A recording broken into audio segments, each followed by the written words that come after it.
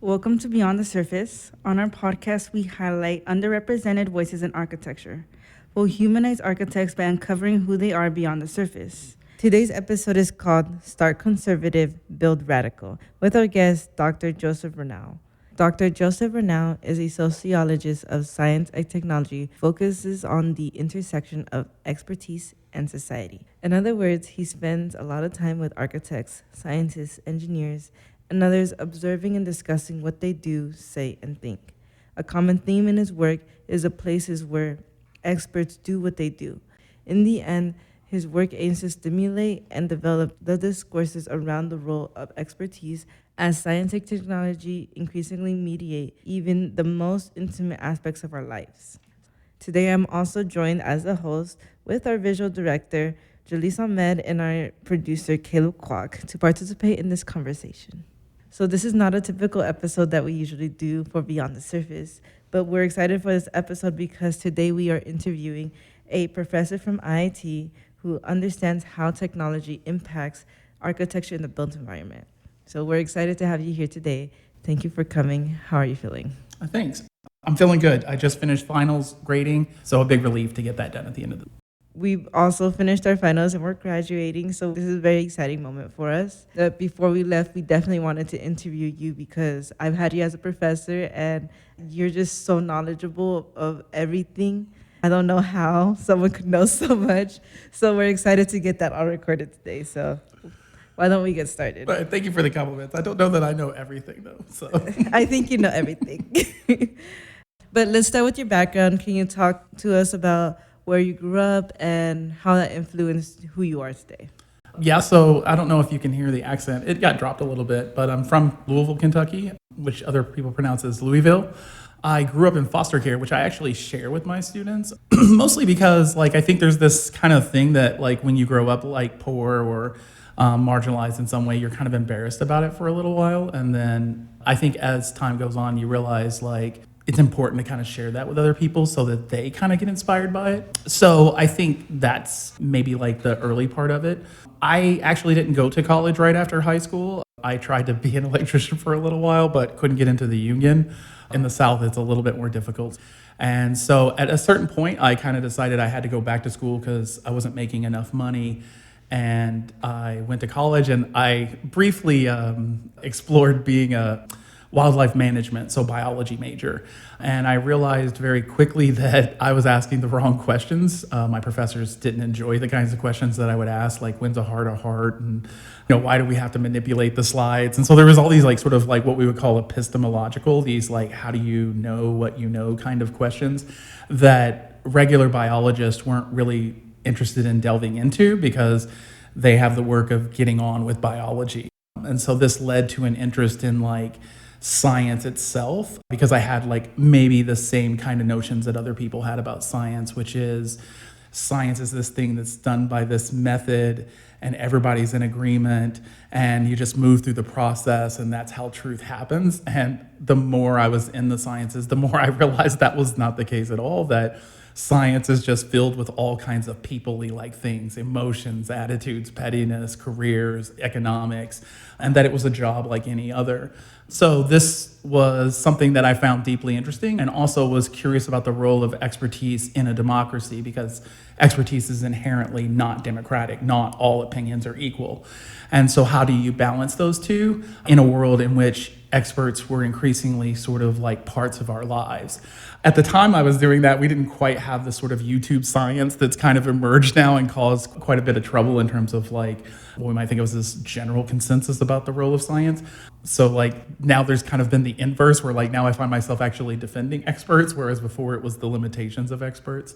And so that's kind of how I got to where I am today, at least in this field. But then as I was in my PhD studies, I was trying to look for something to do because you have to find a very particular area and to add to it in order to get the degree. And I was always kind of fascinated by the built environment. I mean, I always studied technology too.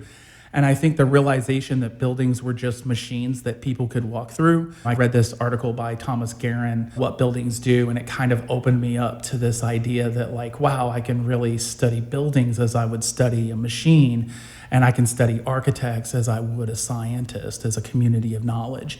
And so then that's led to my interest in general, I kind of stay around the built environment as it sort of like relates to different aspects of expertise. So for example, my newest project is going to look at hospitals and how designers determine how much space goes to which diseases, and in some ways they are building the future of healthcare without maybe being as conscious about questions about disparities, like does more space go to more profitable healthcare in a US healthcare system that's built on profit versus maybe what most people need, which is like heart disease and diabetes. And so the idea will be to look at this and like how the actual needs get built into the floor space of the actual hospital. And then once built, that sort of like, if you will, kind of like congeals or makes more difficult to change those policies. And then even further, eventually, hopefully I'm not giving too much away right now, to show how that healthcare system, the technology that's developed in our healthcare system, Trojan horses in for-profit care into the rest of the world, which imports our medical technologies to a large extent. So you have for-profit healthcare technologies in socialized healthcare systems. And so how might this cause problems for them? But that's a little bit further down the road. Did you also want to bring a little bit of how how everything like connects politically as well, or did you just want to keep it with just science, technology, and architecture? Well, I mean, politics is always a part of this. So There's both the micro politics, what we might think is the sort of cultural individual aspects of politics, so like what you believe and think about and care about kind of things.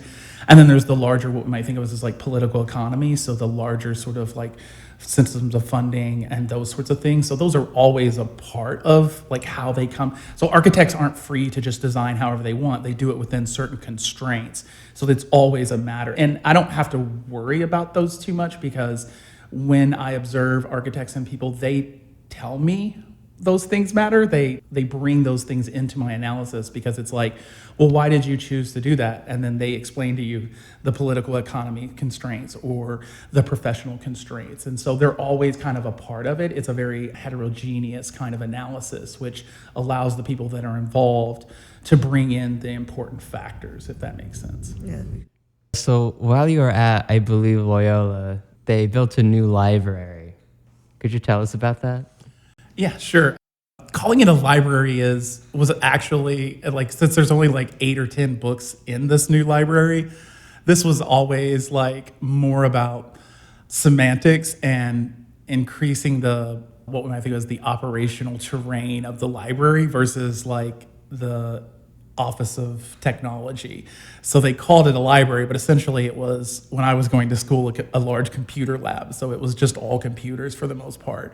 But they called it a library because it was going to be under the direction of the Dean of Libraries at Loyola. So I want to make sure that everyone's real clear that it wasn't really a library, they just kind of called it that.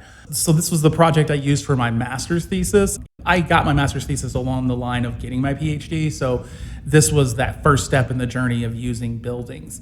And the project was interesting to me because at the time, because I'm old, millennials, they weren't really new, but the library thought they were new. And so the library was going to build this new building for what they had kind of in their minds imagined as a millennial. And this is what really opened my eyes about how designers think about the world and how they build quite poorly. So they are very powerful in their means of shaping the world, but quite impoverished in the way that they actually understand the world. They understand the world just as anyone else does, which is mostly from media and their own personal experiences. And this leads to the reproduction of stereotypes, reductive ways of thinking about people, so simplistic ways of thinking about people, even dramatic ways of thinking about people. So if you think about what you know about the world, it's always what's dramatic and entertaining, not what's actually true. If people actually watch the world as it is, it would be really, really boring. As a sociologist, I find the boring amazing because that's when I know that I'm probably really hitting the real truth of the matter. And so I noticed as architects, librarians, information technology people imagined this future user called a millennial, which supposedly existed, but what they were actually doing was imagining this future user. And what they didn't know, or maybe they did, is that they were actually going to make this user. They were going to build a world in which the user of that building was going to have to use the building the way they said. So it was one of those things like not just wishful thinking, but this thing where like they were going to build it and then kind of impose it and sort of in some ways actually shape what a millennial was. So the more I listened to them and interviewed them and talked to them about it, they had this notion that a millennial was, as best I could generalize it, an electron. They were not a human being. They did not move in the physical world, but they floated on the net, right, or the web. So they were always active and never seemed to do things like breathe, eat, exist in a very corporeal way. And so they built a building for that thing, right? And so like it was a very simplistic understanding of what a student was and a very simplistic understanding of what this millennial was. And what they did is they built a library, as they called it, filled with banks of computers, and you can imagine like literally just enough to put one person next to it. They felt like they were doing good if they could get more computers into it. So here you have the OTS people clearly, wanting to expand their power in it, right, or their influence in it, because look, now there's 200 instead of just 100 computers in it. And the librarians, for their worth, are just like, hey, they don't read books anymore, so maybe they're doing it on computers, and they're just hopeful that this thing is going to work. And then the architects, to their credit or discredit, are just kind of going along with the whole thing. And as a sociology student, I was like, what? Like, I was like, because it's Chicago, so like students have coats and bags and all of this stuff. And I was looking at this and thinking, my gosh, it looks like a convenient queue at the BMV or something, right? And they literally did this. They put more computers into the library. They put them along the wall to where you stand. And it was like, how, like, you know what I mean? Like, this is just a check-in for students, which, by the way, at that point, were already using their phone. So, like, these computers would sometimes get used, but for the most part, they were useless to students. And so, ultimately, I kind of talk about how, like, it was built for them, and then once it was built, the students had to deal with the consequences of this. Because they said, oh, well, we included a graduate student or an undergraduate student in the design. But of course, if one undergraduate or one graduate student in an office full of people who have titles and things like that, your voice is quite, minimized. Like, when do you talk? Do you speak up? Do you question? And so, they're saying, hey, do you use the internet?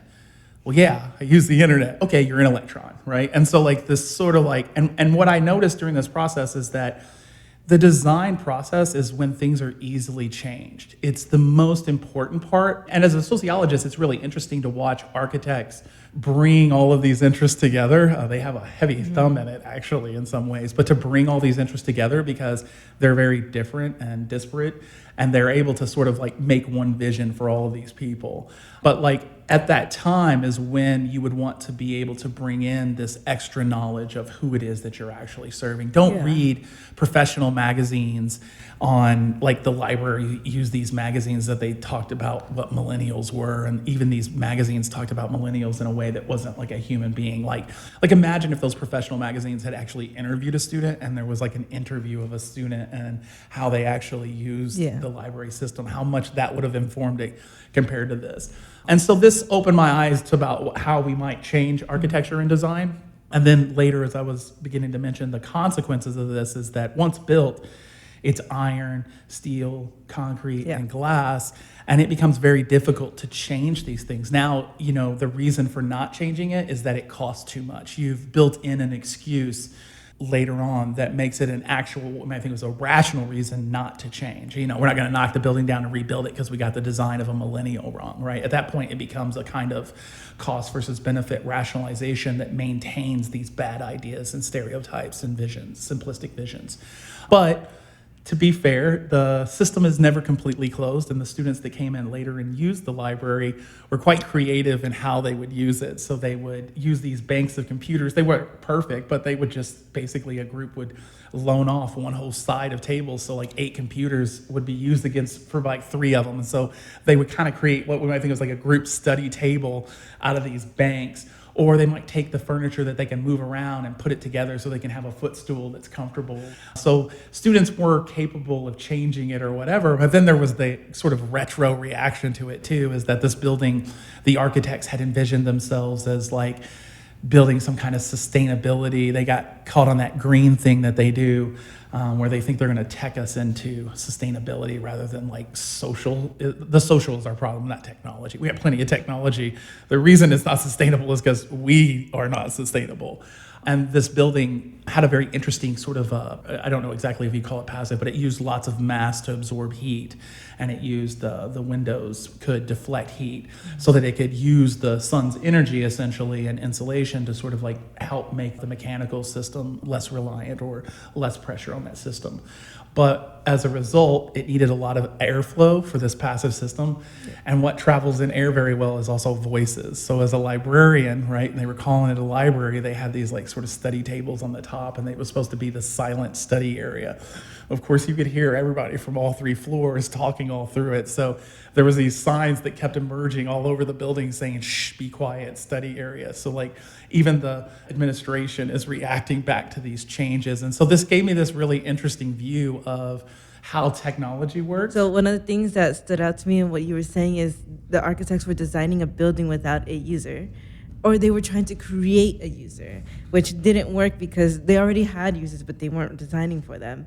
Can you talk about how architecture can be seen as a machine and what components start to influence the users? So I would call it a machine because what is a machine? You know what I mean? If you think of it as something with its internal workings that are all automated or something like that and no people in it, if you make some kind of strange definition of what a machine is, then it wouldn't be that. But if you think of a machine as simply a technology in which it's designed to serve a function, right? In that case, a building is very much a technology. It's just one that people can walk through. It's large enough. And in fact, that becomes part of the problem with architecture sometimes is I think the ones that are a little bit more into the sort of like artsy part of it forget that we have to live in their art. So it's nice to look at art. It's a different thing to live in art, right? And so I think that, not to say that all architects do this, I think architects strike a pretty good balance between it. But so this idea of architecture as a machine seemed pretty obvious to me to define it in that way. And for me personally, what it did is it allowed me to use my social studies of technologies, so my background in that area, and apply it to the study of machines. So the way I understand buildings comes from this sort of rich repertoire of all these sort of like interesting ideas and issues that are associated with technology and society. So that's what was my reason for doing it, and simply defining it as a machine seemed pretty easy to me. It wasn't a hard argument to make, and I think most people go along with it unless you have a very narrow, rigid notion of a machine as something that's opposite of people, but then who's using it, right? So it's like if the user's on the inside or the outside, does that really matter? Jumping in on that, so with this part, especially with Loyola's library, there's always this element of architecture as projecting the future. And like you said, they say this is going to happen and then they make it a certain way. How is a better way for architects to interact with people and understand how things are going? Because it's always projecting the future. Is there an element to that you think architects could improve on, and how do you think they could approach it? Yeah, so there's actually a lot there, but one of the reasons I'm interested in architecture as a sociologist is that I believe architecture builds the future. I think that power is perhaps more limited than maybe some architects think. I think they think I build it and then that's what happens, a very what we would call technological deterministic point of view. But I do think it actually does happen too. Like once you build it, it becomes quite rigid. It's not that change is impossible, but it does build in what we might think is cost or extra effort and energy to change away from that. And so it's these aspirations about the future that is appealing to me. I like science fiction for the same reason, that it's not yet happened and you can imagine anything you want and nobody will hold you to account for what you're imagining. Like you can imagine a future. And in some ways, there's been a lot of work to show how like that imagining in science fiction film has led to things that are in our lives today. But I think of architecture as a lot more practical and immediate because generally speaking, it's 5 years down the line or less, something actually gets built. I would circle back to what I said originally, that I believe architecture as a field, it's not that they're not aware and very conscientious about their role in society. There's a lot of great architectural theory out there that makes this point. I think it's their actual understanding of people, though. Like, there's a difference between navel-gazing about your role in society and the actual practical application of going and learning about who you're building for. And this is where I see the social sciences as offering a lot, and I think the graduate students here at IIT in architecture are quite receptive to this. They realize that, hey, going out and talking talking to people and asking things about people is a way to learn about people, because otherwise their knowledge of these people is based on the movies and films and news and, social media, and that this isn't something that you would want to build for. And so I think first would be in the design phase, architects should probably do a real effort of learning who it is that they're building for, not who they're working for only. I do want to be fair to architects. You don't get to just decide what you want to do. I think this is what you have to do within the parameters of your profession. Look, you have a client, you have certain sort of criteria, but there are things, we'll call it interpretive flexibility. There's room to wiggle that as professionals, you can shape it, and you can take the extra time and the energy and effort to sort of build something for someone who actually exists. A lot of slogans get thrown around about user-centered design and all this stuff, when it really isn't user-centered design. It's what I think about users-centered design. And I think that would be maybe my complaint sort of early on. I mean, it does take time to learn how to do this, and it does take time to get this information, but think about the savings and cost in the long term of not having to save it. The other question goes down to maybe something that's a little bit more professional and somewhat out of my area of expertise, but I know that Stuart Brand has this series on YouTube called How Buildings Learn, which is basically about how buildings change over time. And he lays out a very practical thing in one of the series where he talks about the different layers of buildings and how some layers of buildings are very changeable and very adaptable, and how some layers are much more difficult to change. And I think architects, if they were very mindful of this, right, you could build these things that are meant to be flexible. Those are where you can get a little radical, a little bit artistic, kind of build for what you want, knowing that it's easy to change, but don't get too wild with maybe what we might think of as the infrastructure, and be very conservative on those ends, because you're not likely to want to change those. So you want to make those that are not built for a future, but are built for what you know, kind of thing. Wait until you have to change those kinds of things rather than a guess at what it might be and then have to change it. And I think this orientation would be a great way to approach it. Brant also talks about, and I know architects hate this, but designing conservatively and letting a building develop radically. So here the idea is that the job of the architect is to build the thing in which something will become the user sort of makes radical over time. And he points to the history of architecture and shows how Venice and places like this, how they have all of these layers that have built up over time, and they work, right? They weren't designed at the onset, they were over time built slowly. And that's what he means by learn, is they develop just the same way our society does, the same way we do culturally. There's these layers that get built upon it, and they change over time and we add to them. And I think if architects sort of built in that way, they would find a lot more success. But again, we want to put this within the constraints of the profession. How do you get a career that way, right? You're not going to go to an architecture conference and be like, I built a box. It's so good and conservative and regular. The way you get your career is by doing something ridiculous and outlandish. And so this is one of those places where I think the profession and individual sort of careers or whatever deviate a lot from the needs of the society. And as a profession, it would need to change. You would have to, and this is not at all just an architectural problem. This is a problem in academia where we publish in journals that nobody reads. And that's how we advance our careers, and really the true value of what we do is the teaching professors that take those academic articles, translate them into a form that students can understand, and then take out into the world and make really impactful. And yet we don't have a system of accounting for that. It's easy to count a bibliography. It's easy to count a publication. It's very difficult to count the impact that you had on students. And so architecture's profession, in terms of the wrong kind of accounting, the going for the flashy, the thing that looks really good, it's the easy thing to measure and everything, as opposed to the real impact that we make. So again, I think that as the profession develops and as young people go into it, I hope that they are mindful of these things, but there's also the realistic constraints that they're not going to be able to change it wholesale. But maybe as other professions, you can kind of have an acceptance and an appreciation for this other way of doing things that aren't just a glossy magazine cover or something along those lines.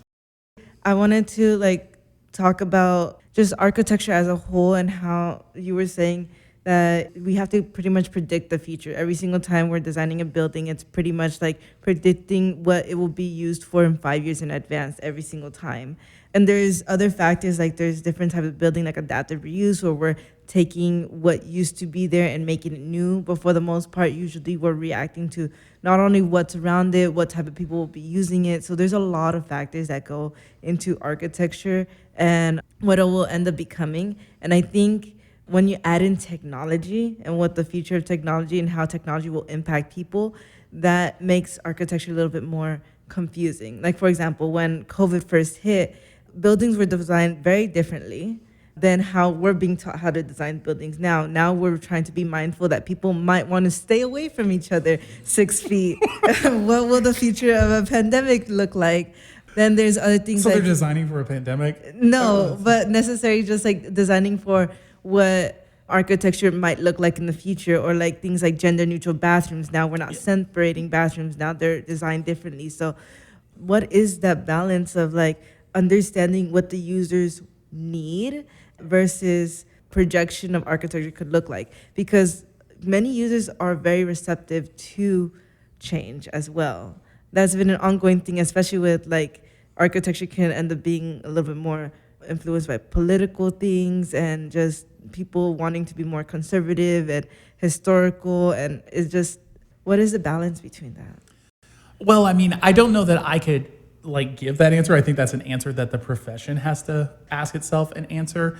I think that there are lots of ways that they could go about it, though, to do it in a way that's effective. I think, one, as a profession, you have to sort of define like what your role is. So in sociology, there was a guy named C. Wright Mills who wrote Who Do We Work For, essentially, saying that like the kind of research that was going on at the time was largely sort of reproducing the status quo, and that we weren't working for what we might think was as more marginalized groups that had less input and less of a voice in the larger system, and saying that like sociologists should take a role in giving those people a voice.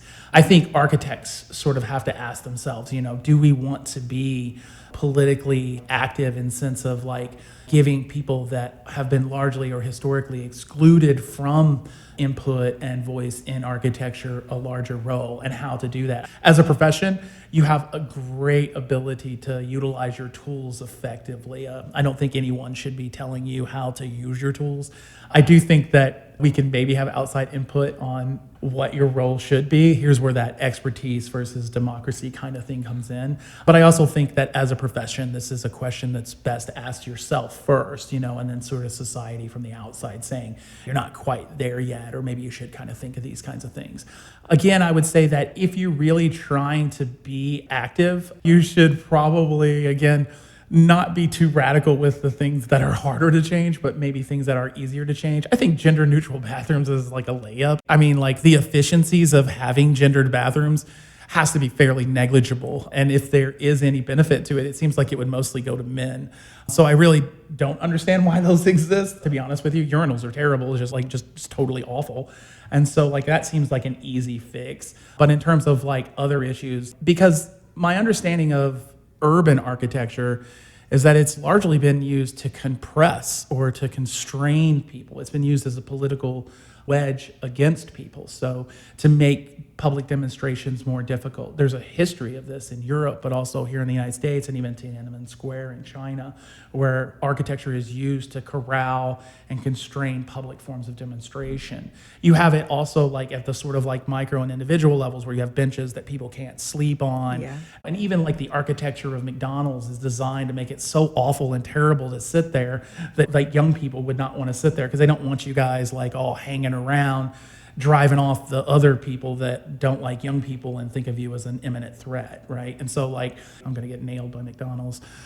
They've even designed their architecture in a way to make it to where you don't want to do those things. So like, this is one of those things that I think as architects is, you could kind of ask these questions about like, do we want to keep reproducing these things? Yeah. Is there ways that we can, if you will, write in a back code, a way purposefully knowing what you're doing, even within the constraints. This is what I was talking about when I said some interpretive flexibility, that as individual architects and designers, if you're aware of it, it's something that you can kind of put in there and other people won't know. So we might think of it as like secret politics, right? But there should be no confusion that architecture is just politics by other means. You are saying what the world should be. You are saying how people should react and act in that world. And then you're building a system in place that enforces that order to a certain degree.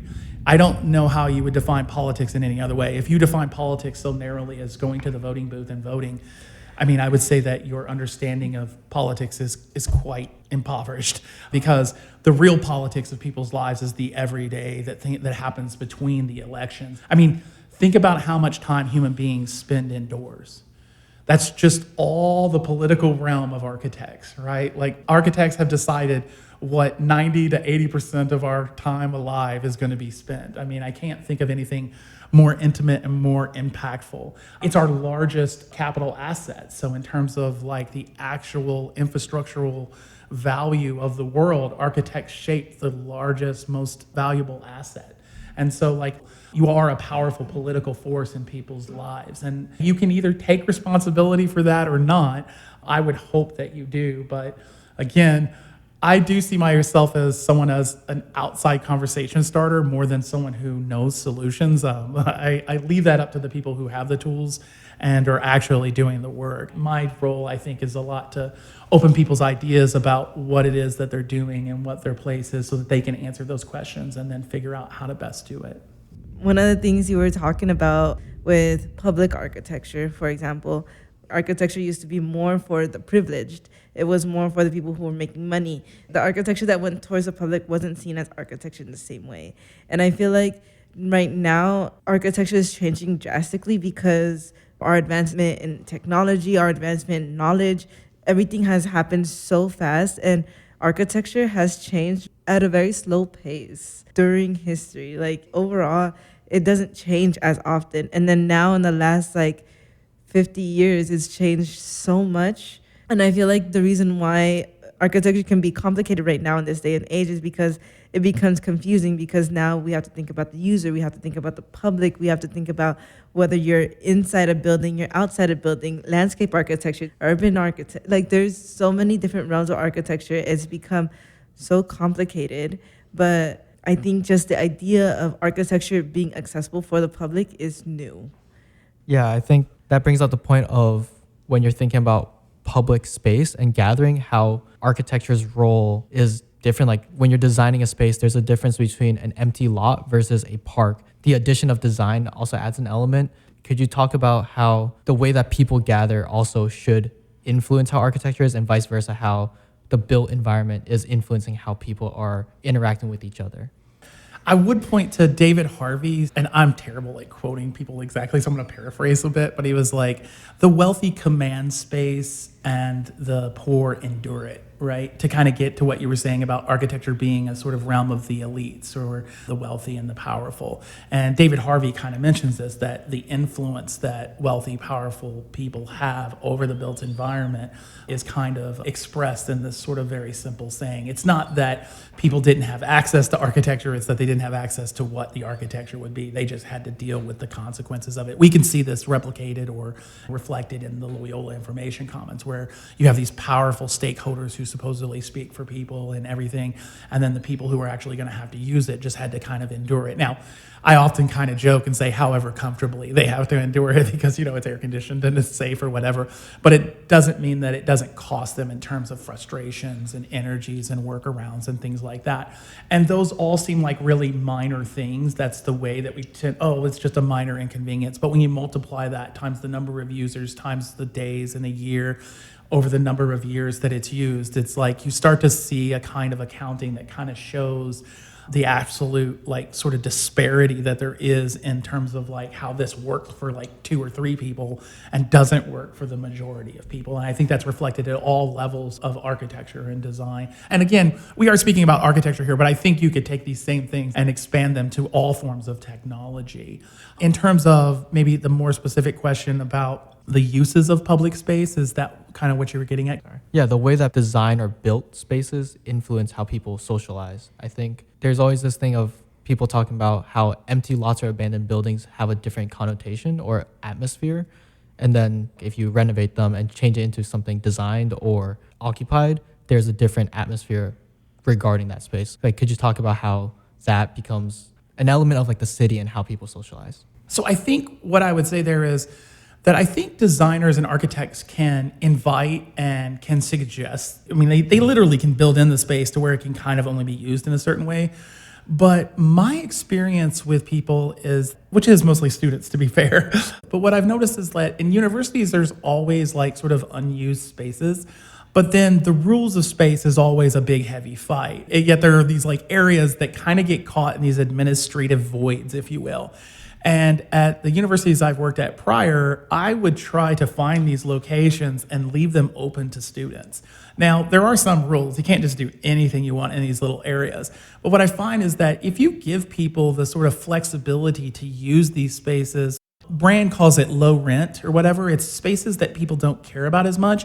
And he shows how like truly radical and useful these things can be. So like an empty lot seems like unused space, but it's only unused space because people are being prevented from using it. I don't want to not encourage architects to design spaces and to encourage and to invite different uses.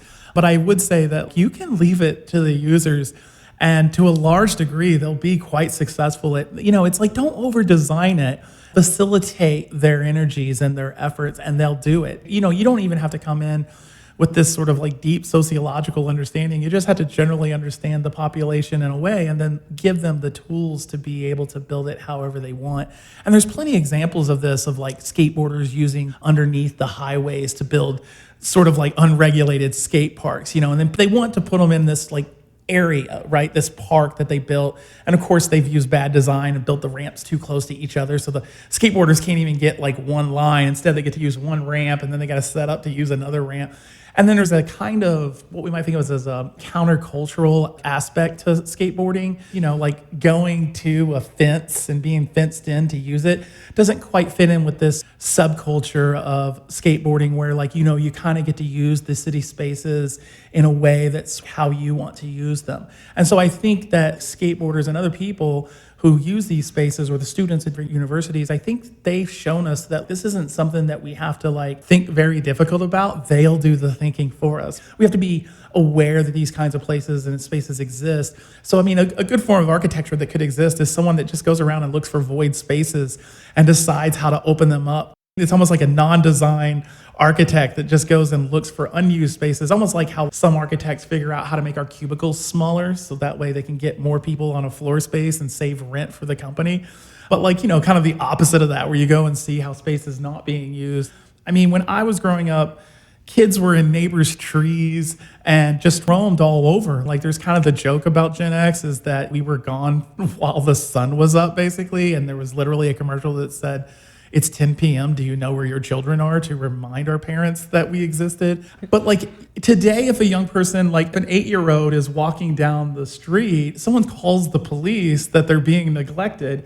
And this started to happen whenever I was a young person skating. Like I started to notice that public space was no longer public. Things that people just didn't care about early on, they started to really care about how it was used. Somehow my youth and my subculture polluted it or made it unusable to other people who didn't use it really, or if they did use it, it was just scenery for them. It was the setting for whatever it is. And somehow my existence made that unacceptable or made that image that they were trying to sort of protect problematic. And you start to see security run us off, and it's just sort of increased. And so I think as architects, one of the things you could do about public spaces, one, use for these voided spaces, but I just think in general, you don't have to necessarily design as much as give people the capacity to do it. I would love to see something like architects working for people, where like they pay basically architects to sort of like go around and work for people. So you have these lotted spaces that are unused or whatever, and architects work for the community, can just volunteer to participate. And they're like, what do you want to do with this space? And like give them ideas and expertise that they don't have access to. So we might think of this as like, there's a version of this called science shops and science studies where scientists are paid to work for the community. Now, there are some problems with this in that elites tend to like hog all that energy. So we'd want to be receptive and aware of those kinds of things. But I think there are lots of examples where architects could work to improve the existing things on a lower level, on a more marginalized groups, and use spaces for them. Because sometimes it's really simple, like a picnic table and a barbecue grill and mow the grass. It's not like it has to be this great elaborate production, but then after time things build up. Public art, the way it gets used starts to accumulate. To kind of go back to my example of the Loyola Information Commons, and they're probably going to hate that I mentioned this, but the Muslim students at Loyola used the space that that building was built on. It had a long history for the students that had used it as a gathering space for Muslim students. So it was a place that like you knew you could go to and see other Muslim students. Oftentimes they already knew each other or whatever, but it kind of became a Muslim space. It wasn't like exclusively, anybody could use it, but it kind of became a space that their memories and their experiences were attached to. So this became a place to be like, remember when Tom fell down the rocks, you know what I mean? And like, so you get to reminisce, which is a very important part, I think, about the human experience. And so Loyola built a building over top of that space. And so now to reminisce is like, remember the things that used to be here that are no longer here? And so what happened for that community whenever I interviewed the students is they reflected the diaspora of other communities that have been spread around the world where they felt this deep disconnect between their past and their current time. They found new places, but they had this sort of conceptual boundary in their minds of what used to be and what is now, you know? And I think that that's something that like people don't really even think about how personal and intimate these things can be, that as an architect or a designer, you could be robbing memories, but at the same time, you could be facilitating them too, right?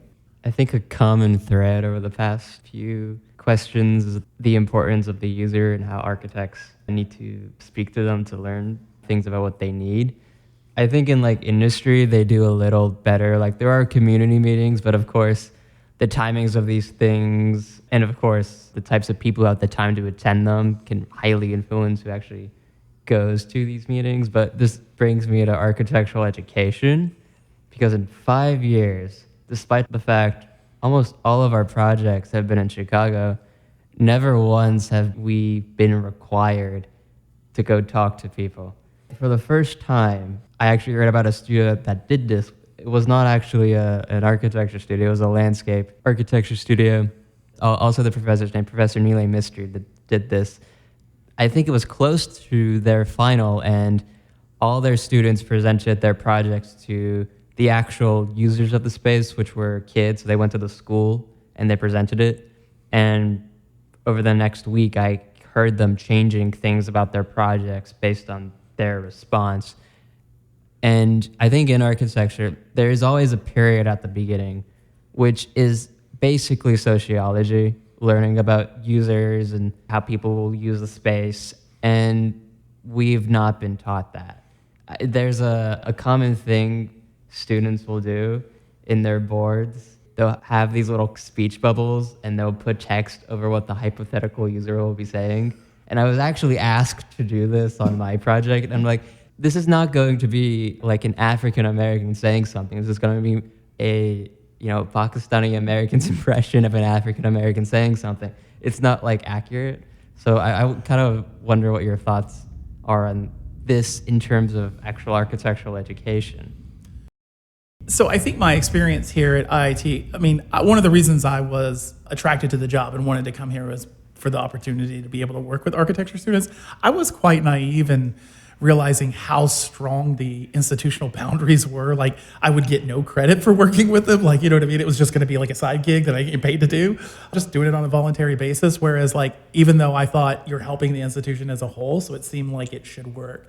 I would say that across the board, a lot of architecture students have been really receptive to my work. I work with several graduate students. And just in general, I think there's a great enthusiasm and receptivity for sociology, but I think the social sciences generally. But since sociology is a lot more about people and less about the actual systems of people, which I think architects maybe don't have to worry about getting wrong so much. It's like, yeah, it's really formalized at the sort of politics level, unless you're talking about on the street politics, right? It's really formalized in terms of the economics. You understand the economic system, the financing system, and stuff like that. But I think understanding the diversity of people is something that is much more difficult to get to. And we've spoke together about this, is that in education for architects, you all spend this tremendous amount of time modeling. And as a professor, it oftentimes conflicts with my last exams, and I'm really sympathetic to it. But there's also this part of me that doesn't understand why you spend so much time doing it, other than that it's a gimmick to get a gig, that like really important, influential people like to see you build something for them and like to see how pretty it is. I can't find a true value. They're like, look how it'll work, and you're like, that's a 2-inch person on a, poster board model, like I don't know what you're talking about at all, that you're playing dollhouse, you know what I mean? And you guys spend so much time doing it, but the architects that I've worked with and talked to, I've never heard them say, the biggest thing and the biggest challenge in my career is modeling. I really can't figure it out, and I spend so much time doing it. Like, when I talk to them, their biggest issue is people and dealing with people, like across the board, within their profession, outside of their profession, and users themselves.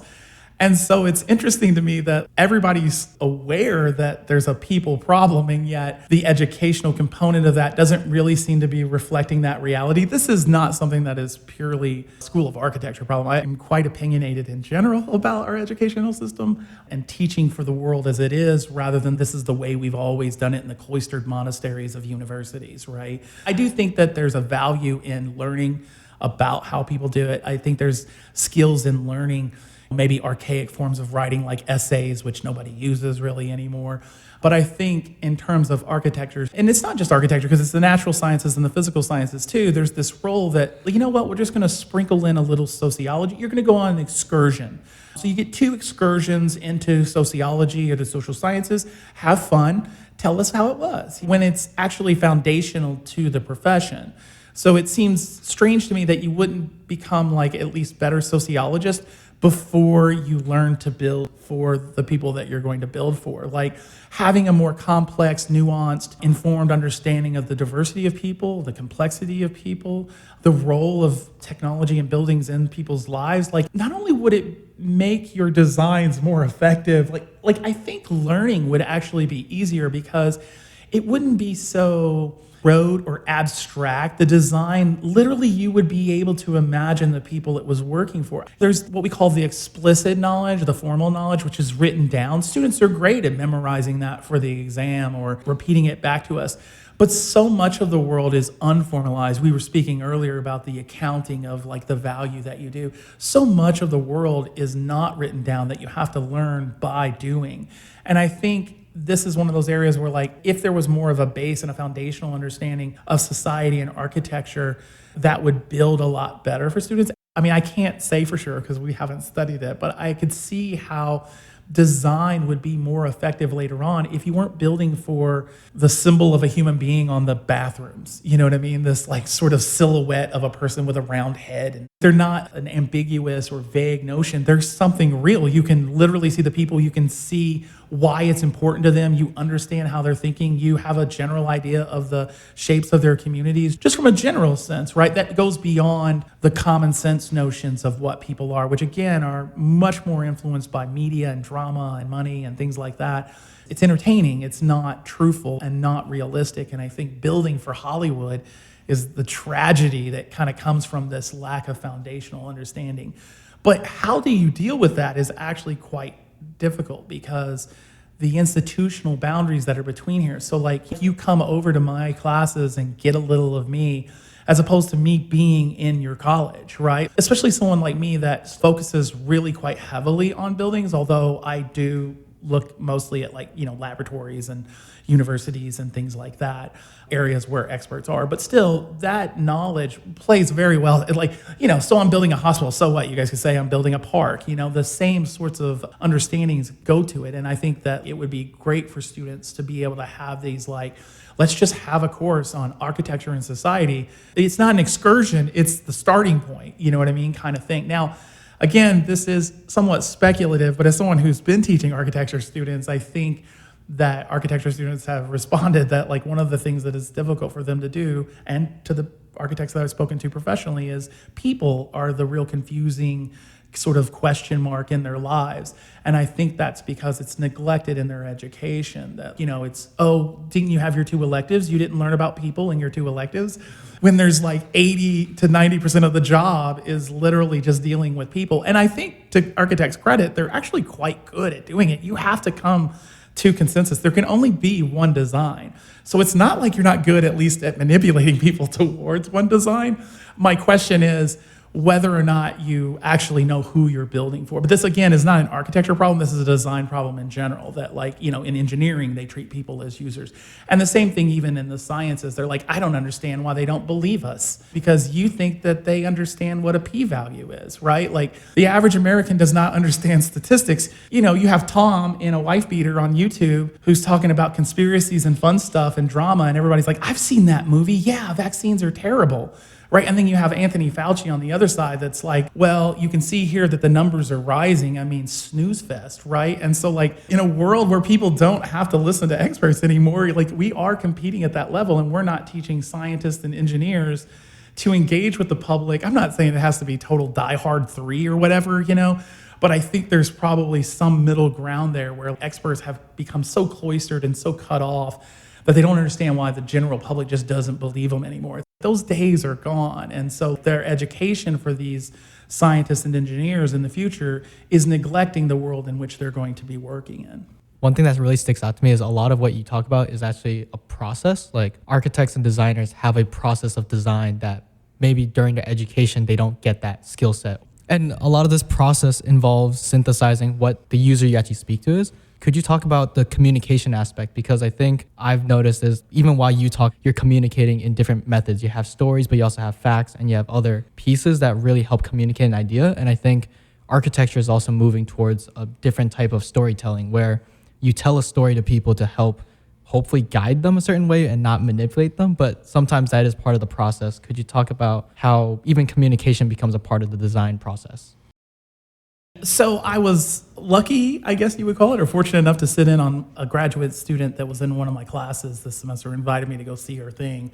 And so this was kind of the first time I got to see like graduate students actually doing their work. Normally it was like people that had careers, or it was like sort of really young students where it's like, you know, here's the thing you made out of plastic or whatever. Like for me, like there's not much of a story. If I ask you about it, it's pretty simple, you know, and that's okay because like it's a development process. But I think the master's students are a little bit more elaborate in their inviting you to this story that they've created. The student had created this park, right? And it was a park that had a purpose to create parking in a centralized location so that the cars weren't all over the place, and it became a sort of like person level kind of thing. So you go into the area and you go into like a centralized parking location, and then from there it becomes very much at the human level or the human scale.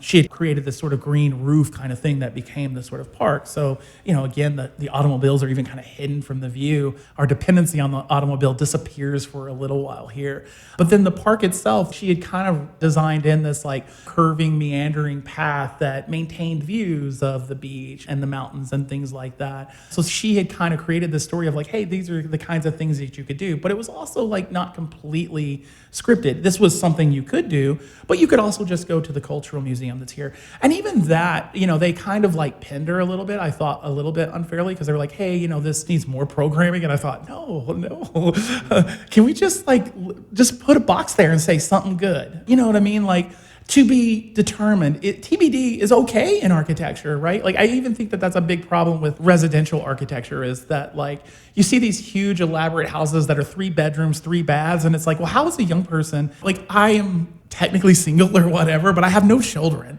So I'm in a 3 bedroom, 3 bath house. I mean, like I don't even use half of my home. Like it's ridiculous, you know, and I'm buying all of this for what? It's essentially like this big investment that I live in and have to take care of and have no use for whatsoever, as opposed to a smaller home. And this would require a lot of different finagling, but I think one thing we could do is just restructure the way home loans are sort of made to where like you take out a little bit of an extra loan than you need for a small house, but then the intention is that you get a little bit of feedback from that loan every year to maintain the home or to advance on the home a little bit. So like maybe like a little bit of an annual thing that helps you rebuild the roof or replace the whatever may be like falling into disrepair. But then a huge chunk maybe every 5 years that allows you to build on a new addition. And this allows you to build a home that's better suited for your uses. And my guess is that like, sure, there's always going to be a few people that are like, I want to have a Michael Jackson room, you know? And so, yeah, it would be a little bit ridiculous. But the thing is if you just stay fairly conservative and just add a square or add a rectangle to your home, like in all likelihood, someone will just be able to remake that. And so like it becomes a design grounded in people's actual needs and experiences. And I think that you could do something very similar with like the sort of larger examples here that we were kind of talking about, is that, you make it to where it's not so programmed to begin with, that there is opening programming, and that's okay to have space that's to be determined in the future. Again, I understand why that doesn't sell very well, right? Like my thing about a lot of landscape architects is that it looks great from a helicopter. You know what I mean? Because that's what they sold it to them as, is like this aerial view. And then on the ground, you just find yourself walking away from where you want to go all of the time. And it's one of those things where it's like, how can this be, like, who gets the actual joy out of this? The pilots in the air? Because the people who actually use it don't get any joy whatsoever.